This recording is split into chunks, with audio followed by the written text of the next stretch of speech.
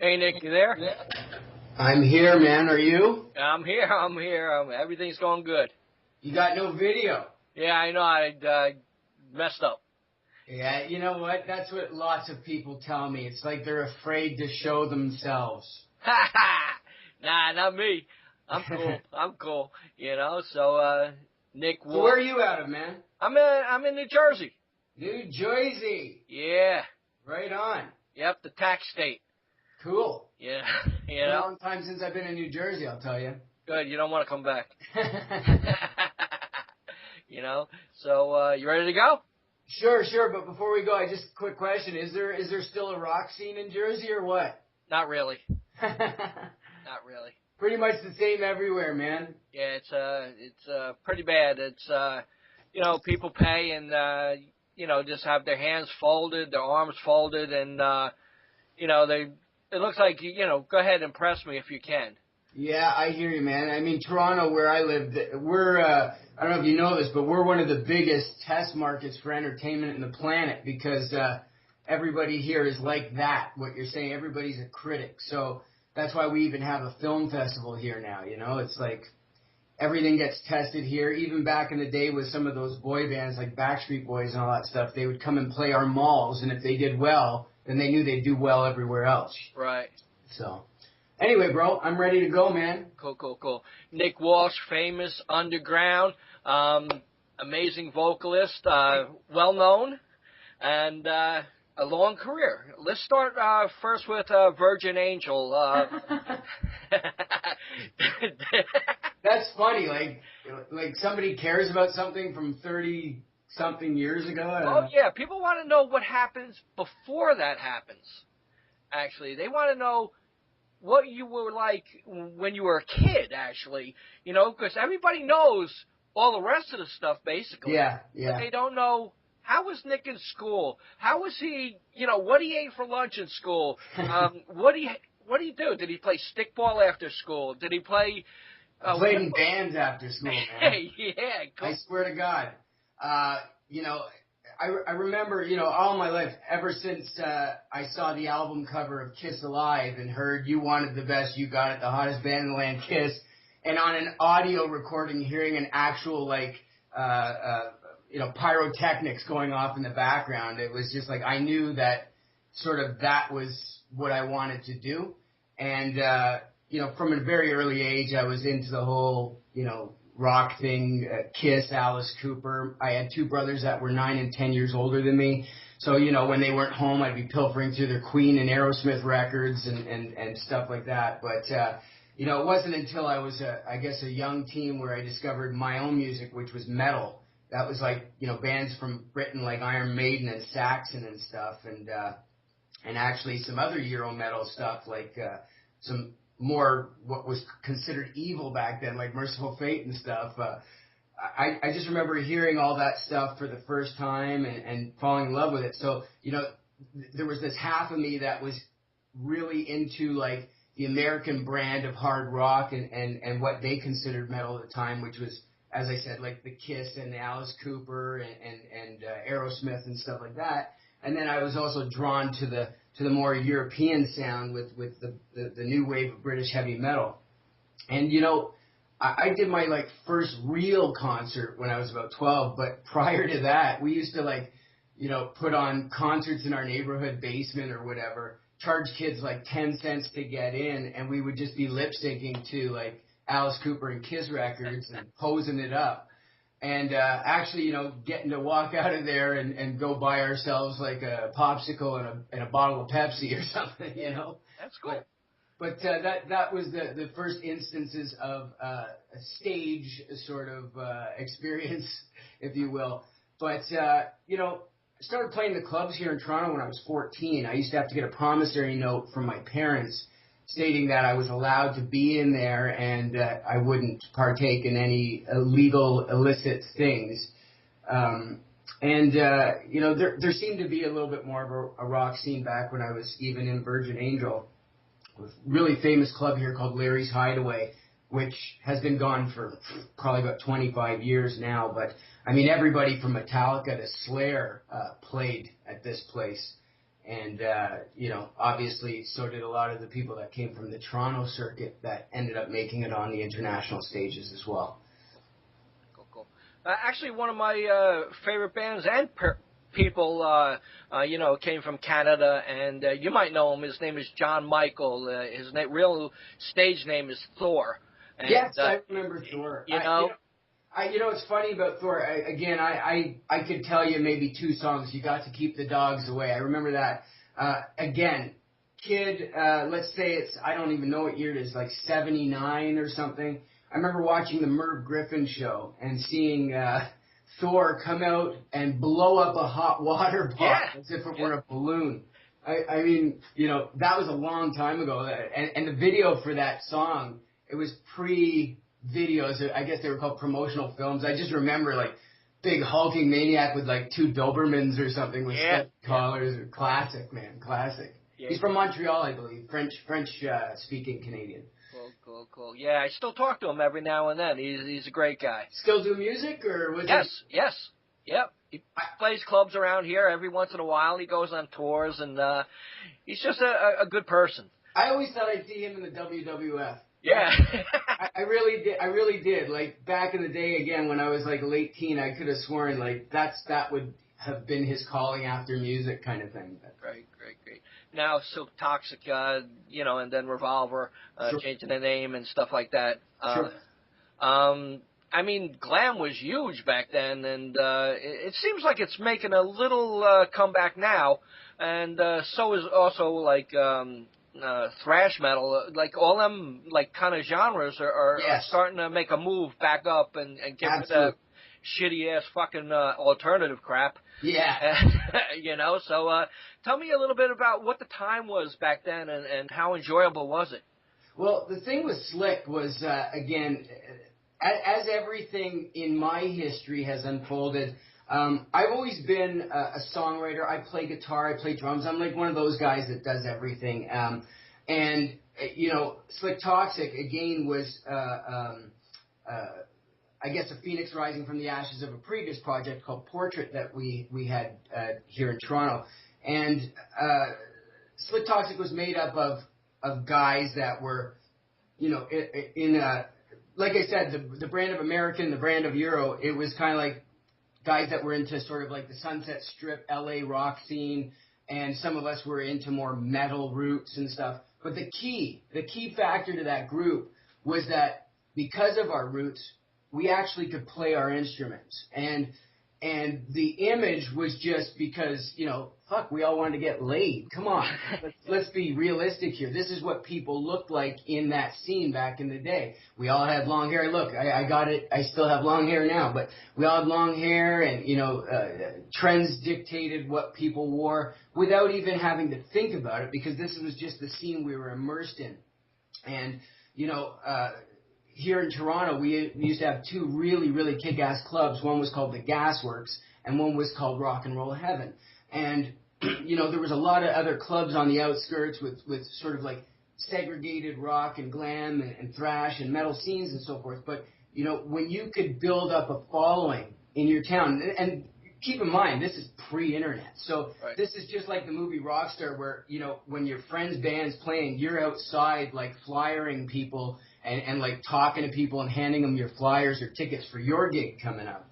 So if you could build a fan base and make it to that next sort of step up, which was what I would say, quote unquote, the commercial local rock scene, which was playing these clubs like Rock and Roll Heaven, which had, radio support from at that time Q107, which is now a classic rock station, but before they were just like Toronto's best rock kind of station. And, things weren't as corporate back then either. We would do a demo, and because we get notoriety around town at our gigs and whatnot, you'd actually get the odd interview or the odd airplay on local radio, and they would support it. So it was a totally different time, because the internet, the whole corporate aspect of, let's just say one company, one conglomerate owning like 50 stations, wasn't like that then. So, people could get more involved on a local level, and it was just a great time. I mean, again, I don't know if it has anything to do with age, if it was because that was the time that we were in, so it was like less responsibility and so forth. But it did seem to be more of a scene where I could literally go out on a Sunday night if I wanted to by myself, go downtown to the Gasworks and see some kick-ass band on stage and see a table load of people, and next thing you know, I'm in a party. You know what I'm saying? Right. So, they've changed a little bit. I know this around my town, my city, because it's so segregated now. It seems as though rock music or metal music or whatever you want to call it has branched off into so many subgenres now that, like, people's heads are spinning, and the air of community or camaraderie doesn't seem to exist because there's all these, again, different little clubs that get 30 people, 40 people, 50 people. It's not like it was before. No way. Cool. Now, you opened for Yngwie, Sabbath, and bands like that. Yeah. Did they have any impression on you? Like, you're like supporting that band and stuff like that, and then you're playing with them? Well, to some degree. I mean, you got to remember, for me anyway, Brian, that I was fortunate enough to, when I signed my major deal with Slick Toxic with Capitol Records, I was like 18, 19. I wasn't even old enough to drink in the States. I was old enough to drink here. Here the law is 19. Down there, I remember it was a big deal that, I turned 21 while we were like on tour. And right. In fact, I think I was doing the Eastern Seaboard. I was like down in Jersey and Philly and all these places when I finally turned 21. And, we were all having a laugh because some of these clubs, you're allowed to get in at 18, but you're not allowed to drink. And here I was with my band members who were like laughing, they're drinking their Schlitz or whatever, and I'm sitting there with a Pepsi, you know what I mean? Yeah. But where was I anyway, man? Like, you're talking about opening for Yngwie. Oh, Yngwie, yeah. So Yngwie, like these guys, it was cool because I was so young that when videos first came out and MTV and everything like that, these guys were on those stations, and obviously Sabbath I knew since I was a kid. As I said, my brothers were older; they had the Sabbath records and stuff. But to be able to see a video like "I'll See the Light" by Yngwie and stuff, and then like 3 years later I'm on tour with them, pretty cool. Pretty cool experiences. Same with Faster Pussycat, playing with a bunch of other people who I just saw in videos before and said, yeah, man, I'm going to be there one day. I remember, here's a cool story. I was 16, and Dokken was opening up for Aerosmith here in Toronto. And it was just before the Back for the Attack record came out. Just was coming out. I loved Dokken back in the day, and me and my friend, we decided we couldn't see. We were too short. We were on the floor. We couldn't see anything. So let's just sort of cruise the hallways of the arena. Well, we happened to cruise the hallways of the arena, and we ended up at this corridor where I look down, and there's Jeff Pilson and Mick Brown just standing there. And I go, hey, Mick. And he comes over, nicest cat in the world. He comes over to me, and he's like, hey, kids, how you doing, right? Great. We're really excited about your new album coming out, all this stuff. He goes, hey, man, come on. You guys want to see the show? Let's go. So he took us in to this side of the stage. I was literally like, 5 yards away from Steven Tyler and Joe Perry, like while they're on stage, and I'm sitting there like, this is like unbelievable. So checking out the Aerosmith show with Mick Brown, Don Dokken sitting there, like, these people around me that I'm like, oh my God, I'm sitting here amongst guys that I like worship. Well, I told Mick Brown that night, I said, I really appreciate it. Thank you. You were so nice and everything, but you're going to see me again. I'm going to see you because music's going to make me see you. And he's like, all right, right on, kid. 3 years later, I'm signed to EMI Records, and we had a rep at the time in California by the name of Byron Hontus. And they pick us up from the airport. We go do a photo shoot. We go back to our hotel. We get all dolled up and everything. This was for, I don't know if you were familiar with the Foundations Forum convention that was happening back in the day. And we were all going out that night, and a limousine comes to pick us up. We get in the limo, and who's sitting in the limo with us is Mick Brown and Robert Mason from Lynch Mob. Yeah. And I'm like, dude. And I'm like telling him the story, and he's like, this is wild. You know what I mean? So those types of things happened, and they were great experiences that I'll cherish forever, because there's nothing better than meeting somebody whom you look at from afar, and everything you hoped they would be, or the way they treat you or anything, they actually live up to. It's a fantastic feeling. Oh, yeah, definitely, Now, Famous Underground. You released the CD in 2011. Now you're re-releasing it, through many different labels, Sony, Universal, MVD. And that comes out June 7th. Yes. Can you tell me anything about it? It'll be different Absolutely. than that? Well, the thing is, we had been in a band called, myself and Lori had a project called Revolver before, which, was quite a struggle for a few years because we had, hardships with different people coming in and out of the ranks as far as management goes, some lineup changes and so forth. And it came to a point where I had written all these new songs and we were getting ready to go in the studio to track them and everything. And we just sort of made a decision that we were going to get some new guys, start clean, start fresh. And it was almost a luck thing because, quite honestly, we called the band Revolver probably 2 weeks before Velvet Revolver came out. And, that wouldn't be a good thing, but you got to stick to your guns and so forth. So a lucky thing came along where this band from France called Revolver ended up signing a major deal with Astroworks. And we started getting all sorts of requests for interviews. And we were going, we don't even have a product out currently, and why the sudden interest, right? Right. So as it turned out, we did a little bit of research, and we ended up realizing that it wasn't even us that they were looking for. So with that said, it gave us a fantastic excuse for a fresh start, a rebrand, if you want to call it a rebrand, or, like I said, a fresh start, again, using the term of Phoenix rising from the ashes. Right. The name Famous Underground, that came about as a bit of a fluke. Quite honestly, my wife said it about me, like she was literally saying something to Rick, my guitar player, because he was, stating, hey man, it's really cool to be playing with you now. We used to, sit around and learn white lies and hell of a time and Slick Toxic, and now I'm sitting here in your house and you're cooking me a steak dinner kind of thing. And my wife goes, oh, Rick, don't. I go, come on, buddy. We're all the same. We're just musicians. And my wife goes, Nick doesn't realize it, but he's Famous Underground. Wow. And I was just like, duh. I'm like, wow, that sounds like some sort of cool, brand name of something. I'm writing that down. And then, a month later, as I said, this opportunity came to change the name of the band. And it was just a no-brainer. It was like, yeah, Famous Underground. That's who we are, because it's been a bit of a struggle over the last, people don't realize it, but Slick Toxic was 20 years ago. That's classic rock now, man. Wow. But so yeah, we saw that as a great reason to rebrand or retool, and we did this record, and rather than shopping and so forth, we decided, we need to get out there and play. We need to get this band stage worthy and ready. So we released it independently, just pretty much at our gigs and a little bit of online sales and stuff. But then we got to the point at the end of 2011, which was just a few months later, and said, you know what, we're tired. We need to start trusting people again.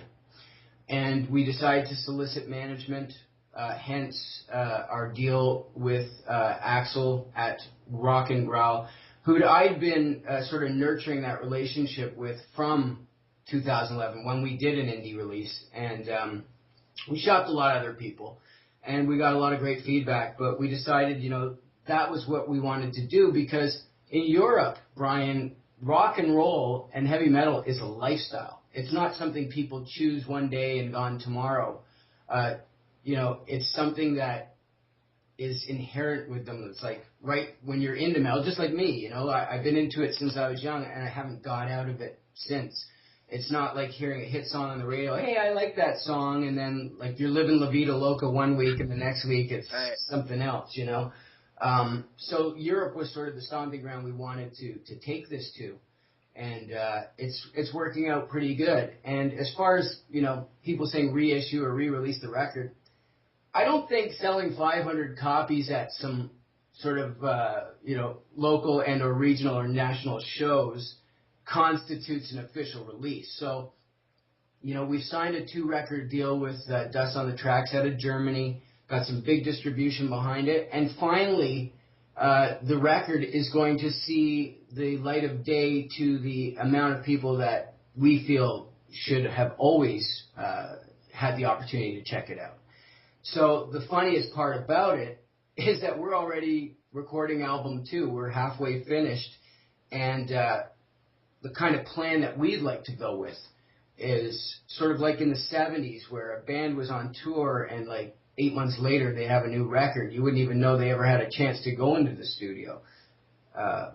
We want to do that because out of sight, out of mind. We live in a social networking fast food age where if you don't come out with a product, within a year afterwards, there's somebody filling your shoes. Right. Cool.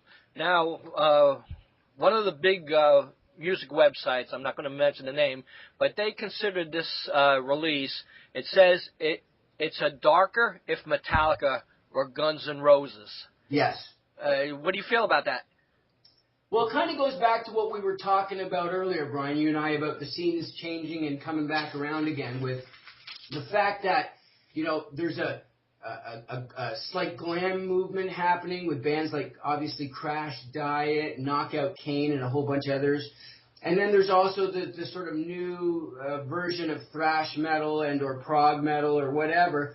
And I kind of dig that sort of moniker that we've been given because that's what it is. That's how I like to describe it. I like to describe it as a mashup of, you hear the stories of Lars and James talking about being down in L.A. before they went up to San Francisco. You hear them saying how they were outcasts of L.A. and they'd see Nikki Sixx on the street and they'd like say something about Motley Crue, being girls or whatnot, and they get chased by Nikki wearing his like 6-inch platform. Well, it's as if those two got mashed up together to create Famous Underground.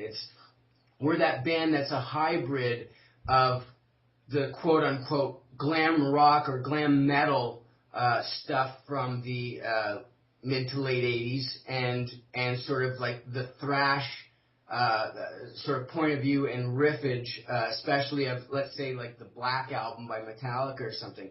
Big production, fat guitar riffs. Topically, I'm not singing about fucking. I'm singing more about social commentary, stuff that's around, stuff that I see on TV, stuff that I see in the news.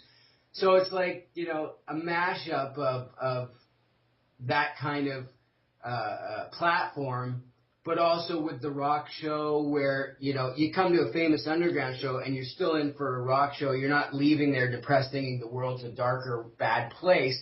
But your eyes are open to that as well as you got entertained the same way you would at an old school rock show. You know what I mean? Right. So I think we're the hybrid. We're one of those bands that's the hybrid because we don't shy away from doing a love ballad, but at the same time we don't shy away from doing like a blistering slap you in the face metal tune. And I don't think we'll ever shy away from those because as human beings, brother, we have to be able to display our emotions on both sides. Sometimes I feel angry and aggressive, and sometimes I feel love, and sometimes I feel sad, So, nobody wants to paint themselves into one corner. Cool. Now, you just talked about one of my favorite bands, Crash Diet. I just saw them on Saturday. Still amazing band after all lead vocal changes. Yeah. And still making strides and trying to make it to the big time. And I saw him last year with a small crowd, a much bigger crowd this time at the Gramercy Theater. Do you have any view on that band particularly? I got to be honest with you. I'm not too familiar with their songs. I see their image around. I can say that the label that they, or rather the company that manages them or something was a company we were looking at. Who also has Crucified Barbara. I don't really know anything about it. To be honest with you, my sort of taste in music have shifted a little bit. Out of the newer bands, I'm into bands like Avenged Sevenfold, stuff that has a little bit more technical, but still has their boots sort of rooted in old school rock and metal. I like Avenged because I'm hearing everything from Metallica to Maiden to Guns N' Roses to Pantera to Slayer to, Ingve, like, you know, just Yeah. so, you know, I like Stone Sour. A lot of the newer stuff that I like, as I said, has a firm sort of root in that old school stuff too. As far as the more partying aspect of music goes, again, it's probably an age thing. It's probably an experience thing. But you know, with age comes responsibility, and maybe that's why certain types of music aren't as appealing to me today as they maybe once were when I was about 20 years old. Cool, cool. Now, when this release comes up, what are your hopes and, you know, what do you think about the future? Well, our goals and our aspirations for this project, obviously, like anybody in a band, is to try to reach as many people as possible. The one area that I think we're very strong in is our live performance, and the one area I feel that both Lori and myself, without solid management in the past, have suffered is, again, live performance. And what I mean by that, I mean just opportunity to tour and get the band out on the road for steady amounts of time. Most of the touring and gigging we've done has been, sporadic, to say the least, and this is something that we really, really are gearing towards, and this is also part and parcel to why we wanted to go towards the European market more, is because it seems to have a really, really good understanding and pattern to the way bands sell themselves over there. In the winter months, they're playing clubs and theaters, and in the summer months, as you know, again with the lifestyle, Europe is a huge, huge ground for summer festivals. And within those summer festivals, you've got side stages, smaller stages, and main stages. And if we have to build up our reputation by playing those side stages or smaller stages in clubs, we don't mind so long as we're kept busy and our bills are paid. Oh, definitely. Well, I truly thank you for this chat. Would you like to say anything to the fans out there? Anything upcoming you want to announce? Well, I just want everybody to understand that rock and metal is exactly where it was when it started. It is in the underground. Don't be discouraged. As long as we keep telling ourselves that when bands like Priest and stuff came over to America for the first time, they weren't getting radio airplay. Metallica never had radio airplay. I mean, it took them years to even get a video. Once it became mainstream, we all embraced it, and we're so happy that our music finally came to the forefront. Well, it disappeared again, and we lost sight of the origins of it. And remember that it's supposed to be dangerous, it's supposed to be hated, and it's supposed to be something that is for a 1% of the population. So it's out there, and if you're a fan of it, you can find it. Great, mate. Thanks a lot, Nick. All right, Brian, thank you very much, man. I look forward to possibly meeting you if we ever get the chance to come down to Jersey. Cool. Thanks a lot, man. Okay. Bye-bye. Ciao.